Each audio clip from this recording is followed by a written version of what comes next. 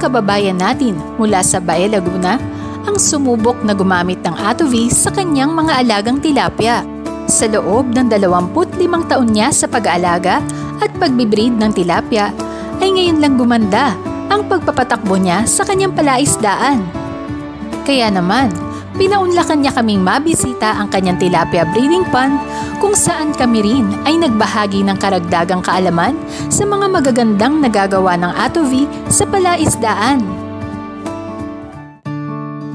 So, andito tayo ngayon sa Bae, Laguna kasi si Mr. Magtibay nag-breed siya ng tilapia. Natural breeding. This is more of natural breeding. Ito yung kanyang pond. Yung mga breeders, dito na sila manganganak. Tapos yun, pagka nanganak na, kinukuha niya yung anak nyo, then ibinebenta niya as fingerlings. Tama ho ba ako, Mr. Magtibay? O yan. Yung fry. Yung fry. So actually, there are many ways how to use Attovy sa ganito. Paano yung ginagawa niyo, Mr. Magtibay? Nilala ko sa page na halo ko tapos hindi akong pinakain. Okay, isa yun. Ito ho ba lagi kayo nagpapalit ng tubig? Hindi naman? Hindi. Okay. Kami naman, ang ginagawa namin, baka tulad nito, tong ganitong kalaking pond, ano ho. Kung alba may laman ng ganyan, kukuha kami ng tubig dyan, kung first time gumagamit, siguro mga 10 kutsara ng Attovy i-dissolve nyo. Tapos, ihagis nyo lang dyan, ikalat nyo lang. So, mas madali yon gawa ng unang-una nakukuha yung isda kasi dumadaan sa katawan nila, nakukuha nila yon kasi yung breathing nila through the gills pumapasok sa katawan, and at the same time yung mga planktons niya, planktons, phytoplanktons, yung algae, napaparami rin ng Attovy. Tapos ngayon yung mga dumi naman ng mga isda niyan, dahil yung nakuha nila yung nutrients, nagiging organic na. So, pag dumi nila, nape-fertilize ulit niya yung mga planktons. Yung planktons kasi, natural food ng ng tilapia, are actually plants. So, kumukuha sila ng nutrients sa fertilizer. Okay? Yung mga zooplanktons, phytoplanktons, yan, nakukuha nila. And at the same time, yung mga bad bacteria na kumakain ng oxygen na napapatay nung technology. Kasi iba yung yung potentials ng technology natin na hindi kayang-kayanin ng bacteria, namamatay sila. So yun yung minsan nakakameron tayo ng mga fish kill. Kasi nakakameron ng yung tinatawag na pag nabulok, halimbawa nag-change of temperature o mulan. So lulutang ngayon yan, yung gas na yon. So yung gas na yon, walang content ng oxygen yon.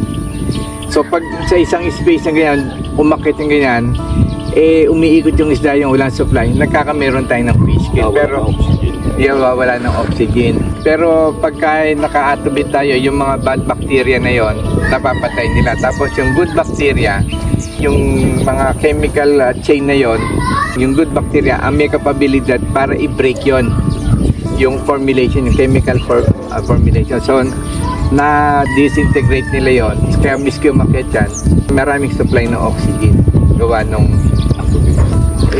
na napaparamid nila yung mga planktons, yung mga ganyan. So yun ang kagandahan. So kami sa application natin ng sa breeder, isang way, tama yung ginagawa ni Mr. Magtibay, ginagawa namin dyan yung mga feeds na yan, parang nakabilad na palay, then sa 1 litro maglalay kami na 1 kutsarang Attovy, haloy na dissolve, i-filter namin ngayon.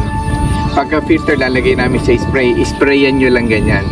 Pagka spray nyo, pagkahagis nyo yan, makukuha na agad nung isda yun. So dadaan sa katawan niya. Pwede rin naman yung sinabi ko sa inyo na isabog nyo na lang sa tubig. Yun nga lang, ginagawa namin, bihira kami magpakawala na tubig. So nakasave tayo sa labor pagpapakawala, ganyan. Lahat ng list talagang marumi. Pero yung ganitong quality, maganda ba itong quality ng tubig na yan? Ayun. Ito, kada isang buwan makakatihan namin. Iseset namin ang aming breeder ito, bagong set ito. Tatlong paapat na araw ito. Bibilang lang kami ng 10 days, aanap na pinagkakis na. Ay, ganun na. Tapos pagdating ulit ng mantang kami nag-release, doon din kami magpapakati sa petsa ng Kanbawi. Adjust, nag-release. Adjust din kami magpapakati. Set na ulit yun. Yung pagpapakati ho, yung ibig sa iiwalay niyong breeder. Oo. Ilalit sa transfer breeder. Ito, papalitan niyo ng tubig. Kate ito. Kate yung papalitan ng tubig. Papalitan ng tubig. Tapos papasok ulit ng panibago. Lalagyan ko ng fertilizer. Ang ginagawa namin yan, yung ginagawa nilang practice nyo yun, yung kate, ta-transfer nyo, dedrain nyo to, naglalagay na kami ng tubig. Nalagyan namin, tapos lagyan nyo ng tubig. Pagka yan, nakita nyo yung sa ibabaw na to, meron yung parang gagamba na spider. Ibig sabihin, marami yung natural po yun. Ilagay nyo na yung breeder nyo. Kasi kalimitan, ang kinamamatay, maraming namamatay na mga fries eh. So, yung pagkain naman nila, maliit ang bibig niya, hindi naman makain. So, marami tayong mortality. So, kung marami tayong natural foods talaga nila, yon, makikita nyo yung advantage nun. Ilang beses yung dapat maglagay ng atube sa ganito? Kami yung ginagawa namin yan, every week. Every week. Ano ba, yung ganitong kalaki ano ba dimension nito? 10 by 24, 25 yan.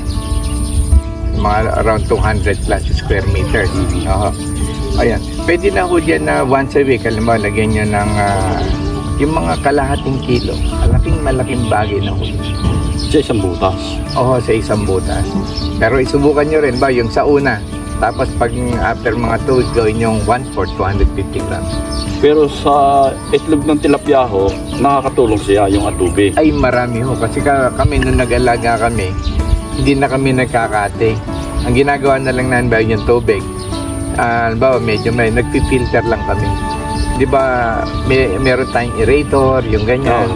Aerator, tapos yung pump niya, yun na yung sumihimihigop ng mga ibang dumi. Tapos meron kaming foam na malaki, babalik ulit siya. Tapos kulang ang tubig, nagdadagdag lang.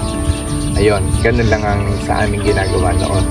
Tapos, pag nag-harvest kami ng tilapia, gumalang kami na screen na malaki. Pag kung ang size namin ni ganitong kalaki, of course, hindi lulusot ang isda. Kaya pag salok namin ganyan, meron na kami agad mga tilapia, mga ganyang kalalaki. Every week yun, nakakakuha kami doon ng stock. Kasi, ang bilis o dumami sa amin ng tilapia. Toy ko nasa mga 5,000 breeder nito, 5,000 pieces. Sandaang babae, 5 barako doon. Agad? 1:4. 1:4. May balita rin tayo kay Mr. Magtibay, gawa ng nung yung nag-try ng atube, observation niya sa price niya? Malakas ang resistensya ng aming fry. Yung fry niyo? Malakas ang resistensya. Tapos nadagdagan pa ang production ng aking paanak. Dumaming production. Tinatransfer niyo yung inyong price. Normally, gaano katagal tinatagal ng buhay noon? Maski may oxygen. Yan talagang Batangas yun Yan din ang oxygen.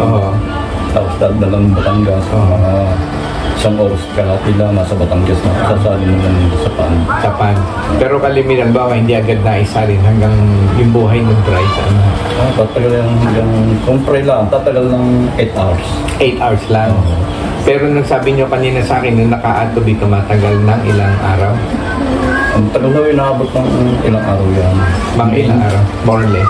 Mga 4 na araw. Mga 4 na araw. Sa konyo, walang oxygen yun. Walang oxygen. Nasa ulambo pa lang yun. So, ibig sabihin, matitibay yan. Sabi nga, we have to open up our minds on new technologies and procedures. Kasi, halimbawa, okay naman yung ginagawa ninyo. Kaya lang, naka-stack na kayo doon. Samantalang may way namang madali. Kasi ako nasa, hindi man yun pa, nasa 25 years na ako nagpipispan. Pero ngayon lang gumaganda ang aking pagkakatakbo sa aking class na. Kasi noon, hindi ko pa alam ang mga technology. Hindi, kaya nga kayo, nasa 25 years na kasi no, limited lang yung mga available na technology. Saka hindi pa namin kasi nung alam mo yun nga. Yun na nga. So kaya ko lang nalaman yung atube, Yung aking bayan ng fingerlings na tiga rito sa San Isidro ng Kalawang. Kasi siya nang sadya sa akin na doon daw bumibili sa Los Baños kay Ana. Ana. Kaya ako nakagamit yung atubi. Kasi ang production niya ang daming anak niya. Hindi na problema ang pagpaparami ng isda kahit anumang klase ang inyong alaga. Katuwang ang atovi sa inyong palaisdaan ay mapapanatili ang magandang kalidad ng tubig sa inyong fish pond. Masisigurong less mortality na, lalaki pang masisigla, masarap at malinamnam ang inyong mga aanihing isda sa maikling panahon ng pag-aalaga.